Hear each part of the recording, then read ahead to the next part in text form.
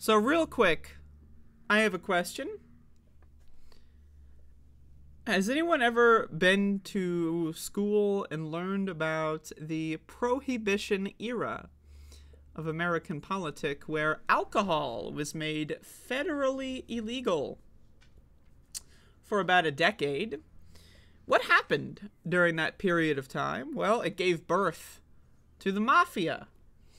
The Italian mafia that had no power in the United States, but Prohibition happened. They used their organized crime, tactics and abilities to basically, over the course of a decade, go from almost non-existent to the largest criminal syndicate in the country. They maintain that power at least all the way up until the 1980s. You know, the mafia is not as strong as they used to be, but that all happened throughout the Prohibition era. The point is, what happened? Gangsters took charge of the market. What else happened?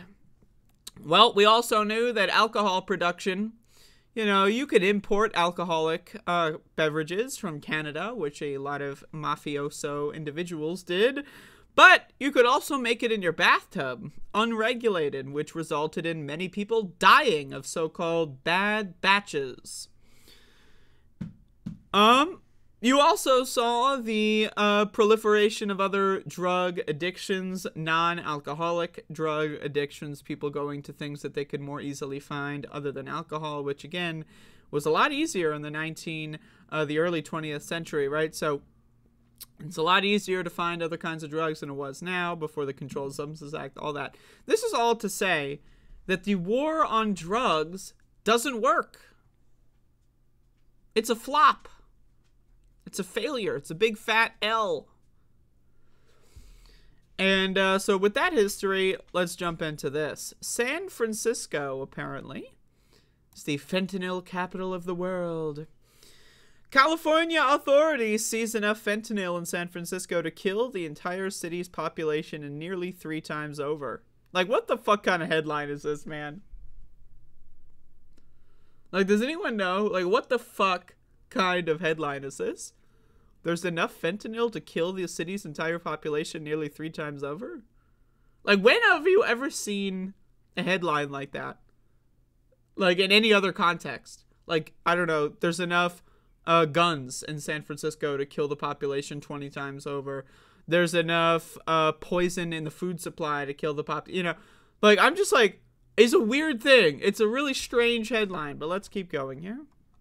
Now, again, actually, before I start, what is fentanyl? Fentanyl is a drug that only exists in a black market. The only reason fentanyl exists in the United States is so illegal, unregulated, and you could also say dysregulated drug manufacturers in the United States can easily source fentanyl, which means it's easier to come across fentanyl than other more desirable drugs like heroin. It's easier to get fentanyl into the country than heroin, and yet no one wants fentanyl, but a lot of people want heroin. Isn't that strange? So what happens is they often use fentanyl as a way to dilute their other drugs. You see oftentimes meth, crystal meth, is cut with fentanyl. You see cocaine is cut with fentanyl. If you are buying drugs off of the secondary market in this country and you do not have a complete map of the sourcing of these drugs, you are probably being fed fentanyl. And again, nobody is going... Now, again, I'm willing to say there are probably some people out there that genuinely like fentanyl. But most people are only addicted to fentanyl because it was thrown in their other drugs of choice.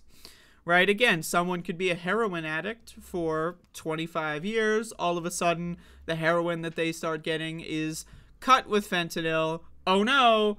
Now they're addicted to fentanyl, and they need that exact sort of heroin from that guy who has that exact amount of fentanyl. The other problem is, again, you're addicted to a certain drug for an extended period of time. You know your dosing, you know what gets you high, you know what your required dose is to enjoy yourself. All of a sudden, you get a laced batch that has fentanyl in it, which, again, depending on how it goes, fentanyl is a different drug entirely compared to things like cocaine. Right, so let's say you're a cocaine addict. All of a sudden, you're dosed with fentanyl, and boom, your heart stops. But they don't call it a poisoning, because drug users in this country have no dignity in this country. They call it an overdose. The onus is on the drug user. It's their fault. They overdosed. If you were to go over your grandmother's house for a nice Sunday dinner, and it turned out that she dumped a whole gallon of Windex in the soup, would you have overdosed on the soup? Or would you have been poisoned? I don't know. Anyone out there who would say, oh yeah, sorry, I just overdosed on my grandmother's soup, I think that you're a little silly, of course. But again, in our world, all the problems in the world are the drug users' fault. It's all their fault. Politicians, they're clean. Their hands are clean. They did nothing wrong. Making fentanyl the most easily sourced drug, even though it's the most dangerous, and also not having a regulated market for its production. That's all well and good in America. But let's see. How do they spin this one? Democratic California Governor Gavin Newsom announced late Wednesday that the state's highway patrol has seized enough fentanyl in San Francisco in the past 6 weeks to kill the city's entire population nearly 3 times over. Since the governor launched a public safety partnership between the city and state on May 1st, the California Highway Patrol has seized more than 4.2 kilograms of fentanyl in Tenderloin neighborhood and the immediate surrounding area of San Francisco. The U.S. DEA considers a lethal dose of fentanyl to be 2 milligrams, blah, blah, blah. Again, the DEA is the largest criminal syndicate in the country when it comes to drugs. And they also are the most dangerous. Without the DEA, fentanyl would not exist. I'm just telling you that as a matter of fact. Without the Controlled Substances Act, fentanyl would not exist. Okay, now again, the drug would exist, right? It would still be used in a hospital setting. But we wouldn't be seeing hundreds of thousands of people dying of fentanyl in the streets. That's what I'm talking about, okay?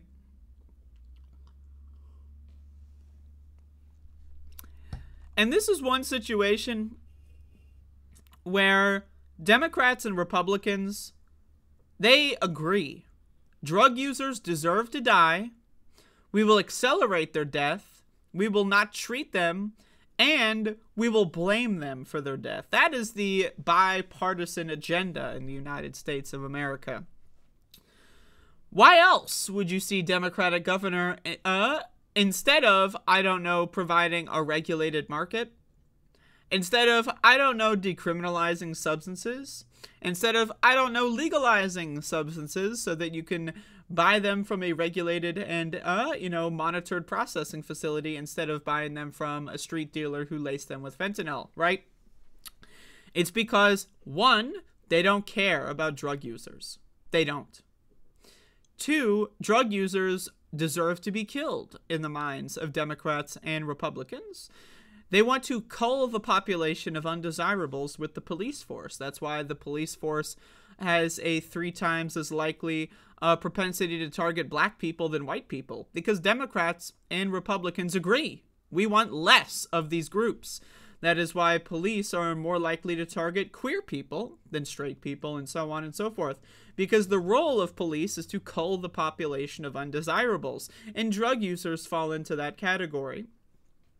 So again, I don't really understand this whole thing. I really don't get it, how Democrats in the year of our Lord 2023 are still doing the Richard Nixon strategy on drugs.